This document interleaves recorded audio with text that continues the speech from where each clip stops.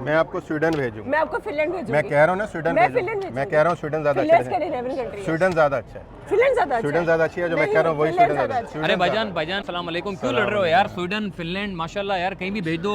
मुल्क के हालात ऐसे हैं, लोग स्वीडन भी जाना चाहते हैं, फिनलैंड भी जाना चाहते हैं। भाई देखो, कराची में एक्सपो एक बड़ी लगी हुई है, जो एजुकेशन एक्सपो है, जिसमें आपको मुख्तलिफ यूनिवर्सिटीज़ यहाँ पर स्टॉल लगाकर बैठी हुई हैं, जो आपको मालूमात दे रही हैं। कुछ लोग इसको स्कॉलरशिप भी दे रहे हैं, कुछ लोग मालूमात दे रहे हैं। जो लोग अपने बच्चों को बाहर ममालिक में भेजना चाहते हैं पढ़ने की गर्ज से, तो भाई यहाँ पर आ जाओ। तकरीबन आज 9 तारीख है और 10 तारीख 2 रोज़ा एक्सपो लगी हुई है इस पूरी एक्सपो में, जो कि पीसी होटल के पास। लेकिन जो असल मालूमात है भाई वो ये है, मैं आपको बता दूं, स्वीडन और फिनलैंड। देखें, हम सोचते हैं कि यार कनाडा चले जाएं, लंदन चले जाएं, ऑस्ट्रेलिया चले जाएं, इसके अलावा अमेरिका चले जाएं। हमारे पास गिने चुने मुल्क हैं जो हम उसी में ही जाना चाहते हैं। तो भाई यहाँ पर मुख्तलिफ स्टॉल ऐसे भी हैं जो स्वीडन और फिनलैंड पर भेजते हैं। तो वो कैसे भेजते हैं, क्या तरीक़ेकार है, हमें ये भाई बताएंगे। इनकी कंपनी है जी एजू सर्फर्स के नाम से। सर अपना तारुफ ज़रा करा दीजिएगा जल्दी जल्दी, ये है क्या कंपनी? हम एजू सर्फर्स कंसल्टेंसी को डील कर रहे हैं। हम स्वीडन बेस्ड कंसल्टेंसी कंपनी है और बेसिकली हम यूरोप में स्वीडन और फिनलैंड जो हमारी मेन स्ट्रीम है वो डील करते हैं। और जैसा कि मैंने अभी आपको बताया, स्वीडन एक बहुत अच्छा डेस्टिनेशन है और स्वीडन के अंदर हम लोग स्टडी कंसल्टेंसी को डील कर रहे हैं। जो मैं आपको बात बताना चाह रहा था वो ये है, स्वीडन जो है इनोवेटिव कंट्री है। अगर आपने गेम्स खेली होंगी, कैंडी क्रश, इकिया ब्रांड फर्नीचर का देखा होगा, स्काइप देखा होगा, आजकल आप एक ऐप यूज़ कर रहे हैं स्पॉटिफाई, ये स्वीडन की इनोवेशन है। अच्छा। जब आप गाड़ी चलाते हैं, जो आप सीट बेल्ट यूज़ कर रहे हैं, ये स्वीडन की इनोवेशन है। अच्छा। जो आपके रेलवे के अंदर इनोवेशन है, आप बैरिंग यूज़ करते हैं, ये स्वीडन की इनोवेशन है। जो नोबेल प्राइज़ है, ये स्वीडन की इनोवेशन है। मतलब इस वजह से स्वीडन इनोवेटिव कंट्री है। स्वीडन में बैठ के बच्चे का मुस्तकबिल भी सिक्योर है,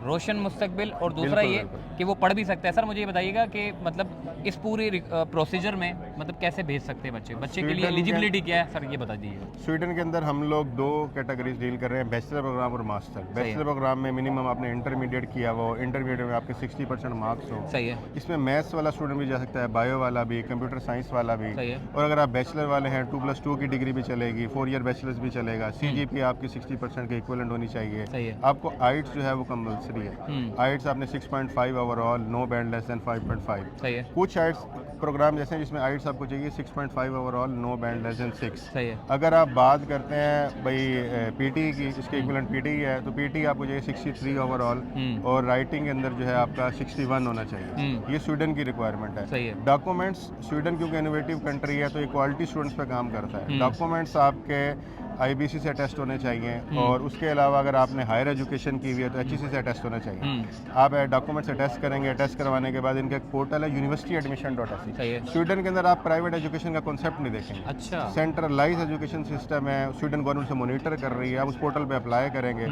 उसकी 900 Swedish krona equal to 90 euro fees बनती है। अच्छा। आप वो पे करेंगे, आप 3 मास्टर प्रोग्राम और 7 से 8 बैचलर प्रोग्राम सर में ये अप्लाई कर सकते चीज़ें हैं। देखें, आप अगर ये मुझे करनी होती तो फिर आपका क्या होता? तो ये आसान है। मुझे ये बताओ कि आप ये सारा जो डॉक्यूमेंटेशन है, ये सारा आप कंसल्टेंसी आप दोगे मुझे करके, देखिए, हम या लोग कहीं और मुझे जाना पड़ेगा? बिल्कुल आपकी बात सही है। हम लोग कंसल्टेंसी डील कर रहे हैं और अल्हम्दुलिल्लाह स्वीडन में हमारे 1500 प्लस स्टूडेंट्स हम लोगों ने वहाँ पे किए हैं। सही है। और वो वहाँ पे एजुकेट होने के बाद वहीं के नेशनल हैं। वो स्वीडन के इनोवेशंस के अंदर उनकी काफ़ी इनपुट्स हैं। सही है। और वो विद फैमिली ट्रैवल करके गए हैं। स्वीडन आपको, अगर आप जिस तरह शादीशुदा हैं तो आप भाभी को यहाँ छोड़ के नहीं जाएंगे। नहीं यार, भाभी आपके साथ जाएंगे। मतलब भाभी को भी साथ ले जाओ, बच्चों को भी वो साथ लोग ले ये जाओ। कहते हैं जब आप पढ़ने आ रहे हो तो आपके टोटल जो है तवज्जो फैमिली के साथ हो। ये बड़ा अच्छा है ठीक यार, है, स्वीडन आप की तो अपने बड़ी बच्चों को अच्छी भी है। लेके जाएं। अब आपकी जो तवज्जो है वो एजुकेशन पे तो नहीं होगी। हाँ। आपकी तवज्जो पीछे आपकी फैमिली पे होगी, आपके बच्चों पे होगी। यूनिवर्सिटी टाइम के अंदर आप भाई जाएं और क्लास लेके सर आ पढ़ने के साथ साथ वर्क कर सकते हैं हम स्वीडन में? वर्क फुल टाइम अलाउ है। ये नहीं है कि सिर्फ आप वर्क कर रहे हैं, साथ में भाभी भी काम कर सकती हैं। आपका स्पाउस जो है, वाओ, ठीक है, स्पाउस आप फुल टाइम वर्क अलाउ मतलब है। वहाँ पे तालीम की घर से जाएं,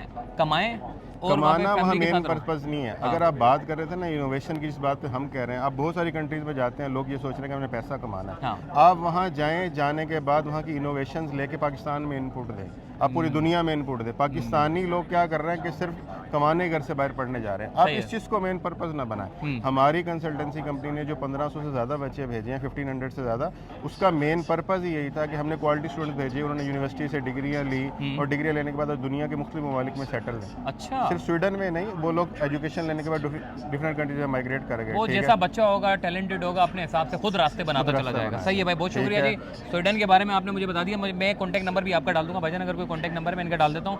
अगर ये एक्सपो खत्म हो जाती है तो टेंशन नहीं लेनी, मैं आपको फिर कहूँगा स्वीडन ज़्यादा अच्छा डेस्टिनेशन। ओके। भाई स्वीडन की तो आपने सुन ली क्या क्या है, फैमिली को भी ले जा सकते हैं, बीवी बच्चों को ले जा सकते हैं, पढ़ भी सकते हैं और भाई छोटा मोटा काम करके जो है वो अपना घर चला सकते हैं। मैडम मुझे बताना फिनलैंड में क्या दे रही हैं आप? देखिए जिस तरह बताया गया कि स्वीडन में काफ़ी सारी चीज़ें, बिल्कुल ऐसे फिनलैंड में भी है। सिर्फ एक चीज़ है कि आपको फिनलैंड स्कॉलरशिप बहुत अच्छी देता है। अच्छा। आपकी बहुत अफोर्डेबल एजुकेशन है।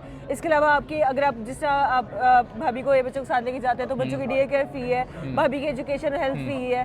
तो जो बेसिक नीड्स है ये स्कैंडिनेवियन कंट्री ये आपकी फुलफिल करिए। ये आपको इस चीज़ में मसला नहीं है कि अगर आपने, वो कहते हैं जैसे आप पे करके आ रहे हो, आपने ट्यूशन फीस पे की है, काफ़ी है। आपके जो को एप्लीकेंट्स आ रहे हैं वो अपनी हेल्प भी करें और अपनी एजुकेशन भी करें। सही है। मतलब फिनलैंड, मतलब इसकी रिक्वायरमेंट क्या है? उन्होंने तो स्वीडन की रिक्वायरमेंट बता दी, एलिजिबिलिटी बता दी।